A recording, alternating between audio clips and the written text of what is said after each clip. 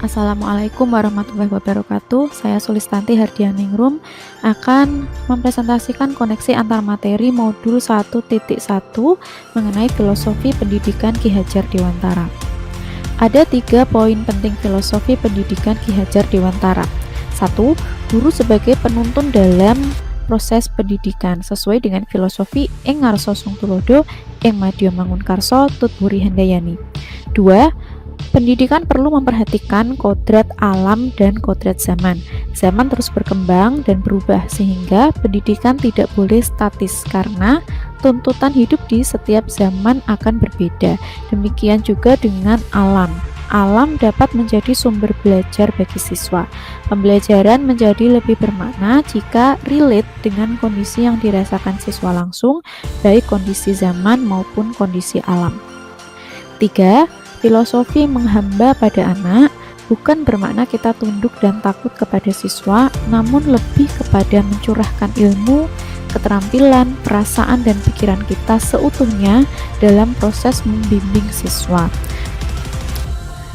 Mempelajari modul ini membuat saya merefleksikan kembali berbagai pengalaman saya sebagai pendidik.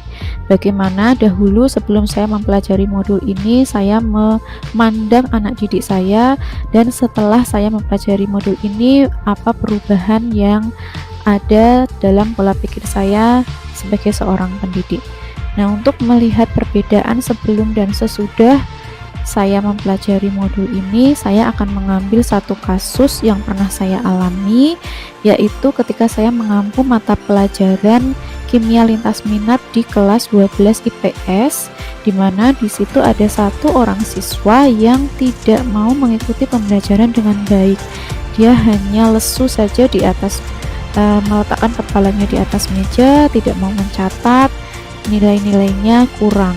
Namun demikian, anak ini adalah juara lomba karate Popda. Ketika saya bertanya kepada beberapa guru di mapel lain, ternyata kasusnya sama untuk anak ini.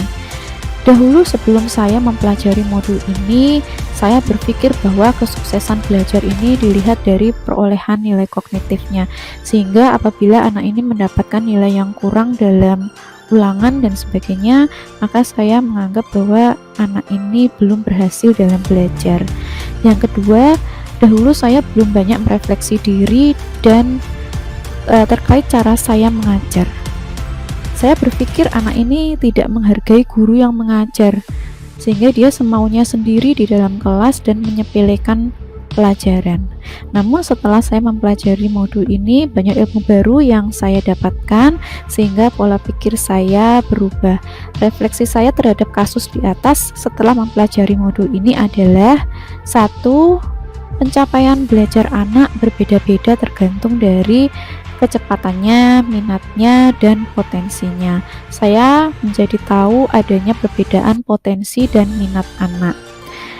Pada kasus yang saya bahas, potensi anak ini ada di bidang olahraga, bukan kimia, sehingga saya tidak membandingkan pencapaian belajar siswa satu dengan siswa yang lain, karena setiap siswa ini unik dan spesial. Yang kedua, setelah saya mempelajari modul ini, saya paham bahwa perlunya merefleksi diri sebagai bagian dari menuntun pembelajaran. Hal yang dapat saya lakukan untuk memperbaiki keadaan jika saya menemui kasus yang sama. Yang pertama, melaksanakan strategi mengajar yang variatif. Yang kedua, mengaitkan materi dengan bidang olahraga atau dengan kasus-kasus kontekstual, atau memanfaatkan IT yang sesuai dengan kodrat alam dan kodrat zaman siswa remaja yang menjadi murid saya, yaitu siswa-siswa pada usia sekitar 15 tahun hingga 18 tahun. Harapannya dengan kasus-kasus yang kontekstual sesuai dengan kodrat zamannya, anak-anak ini akan lebih tertarik untuk belajar. Kemudian saya juga akan meminta siswa untuk memberikan pendapatnya tentang cara saya mengajar.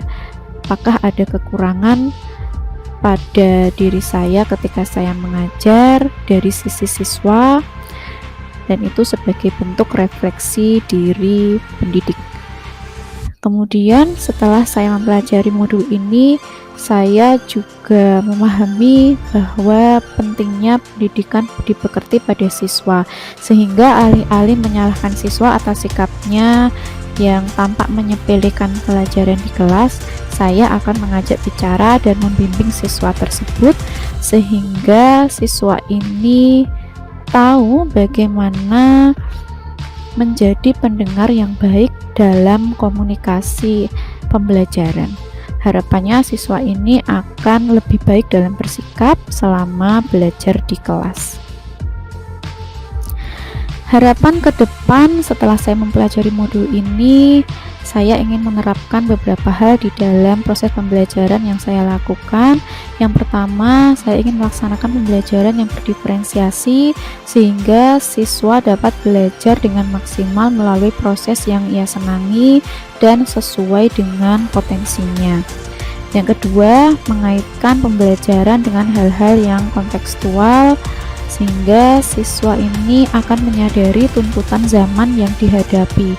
Lebih lanjut, siswa akan memiliki kesadaran diri untuk mempersiapkan diri untuk menghadapi tuntutan zaman tersebut. Yang terakhir, saya ingin membekali siswa-siswi saya dengan moral dan nilai-nilai sosial budaya yang dijunjung di masyarakat dengan menerapkan kesepakatan kelas yang menumbuhkan budaya positif pada diri siswa. Demikian presentasi dari saya. Sekian, assalamualaikum warahmatullahi wabarakatuh.